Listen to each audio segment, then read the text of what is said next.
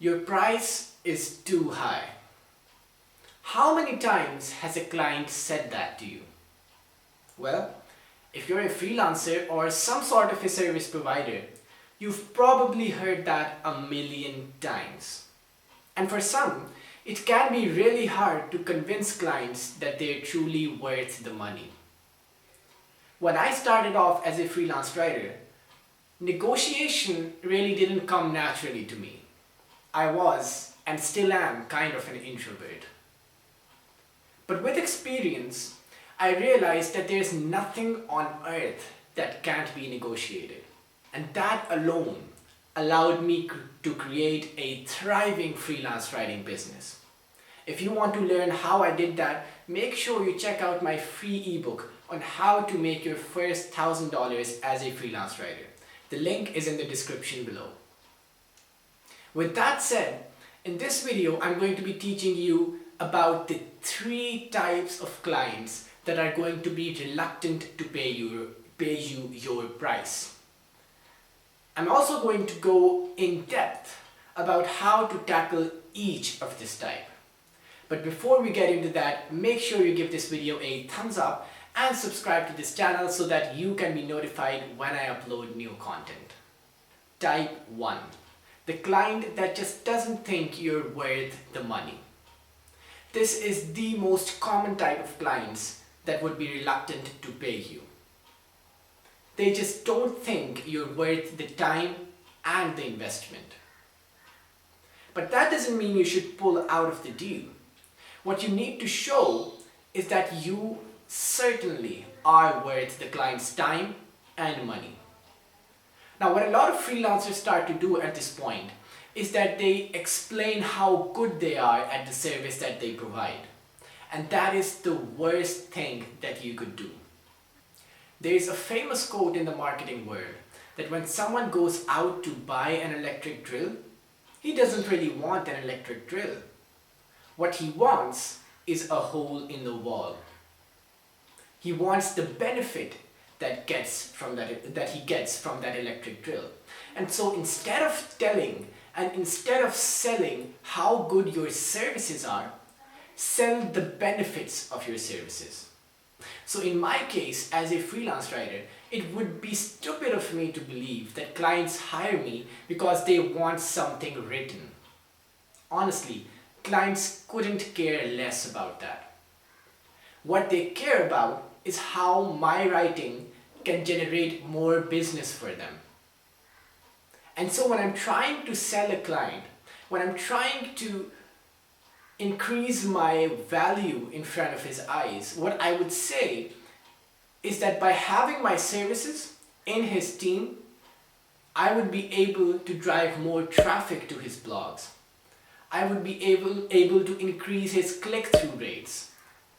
With my services, he would get better affiliate commissions. He would get better affiliate revenue. He would get a better on-page time from the readers. His retention rates would improve. All of this is what the client really wants. So focus on that and try to sell the benefits of working with you. Type 2. The client that just doesn't have the money. Tell me in the comments if you find these clients regularly. They agree that you certainly are worth the money that you're asking for. The only problem is that they don't have the money. Well, this is what I tell to my students. Leave the client, thank him for his time, and move on. There's plenty of fish in the sea. Don't get fixated on eating that one fish, or you'll die of hunger.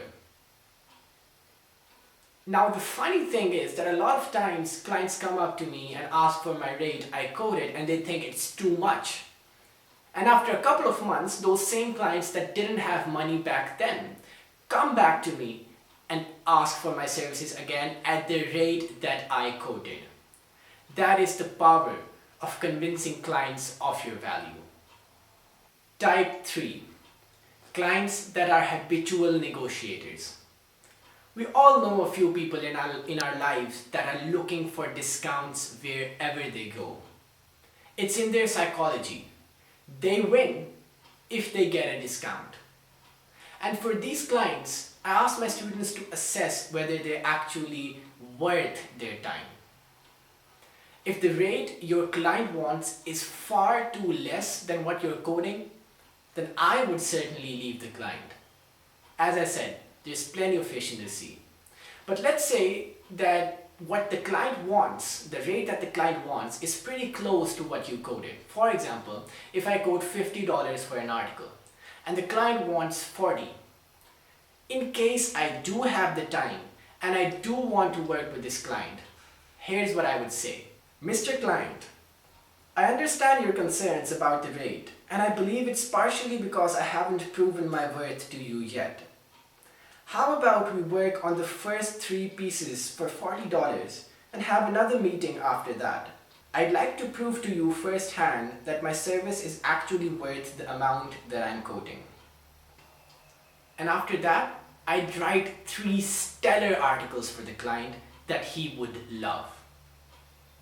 In my experience, if you get the client into a trial period, your chances of landing that client increase.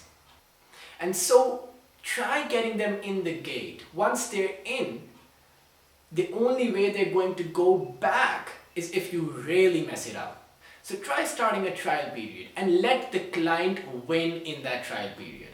As I said, I'm giving him $10 off per article in the beginning. And I'm letting him win because I want him to believe in his mind that he won the negotiation. And after I've written 3 articles for him that are going to be stellar articles, we'll sit again, we'll have another meeting, and we'll discuss a new price, which would probably be $50. So guys, that was my video on how you can negotiate with clients to pay you the amount that you want. If you like this video, make sure you give it a thumbs up and subscribe to this channel so that you can be notified when I upload new content. Till next time, this is Khalil, signing off.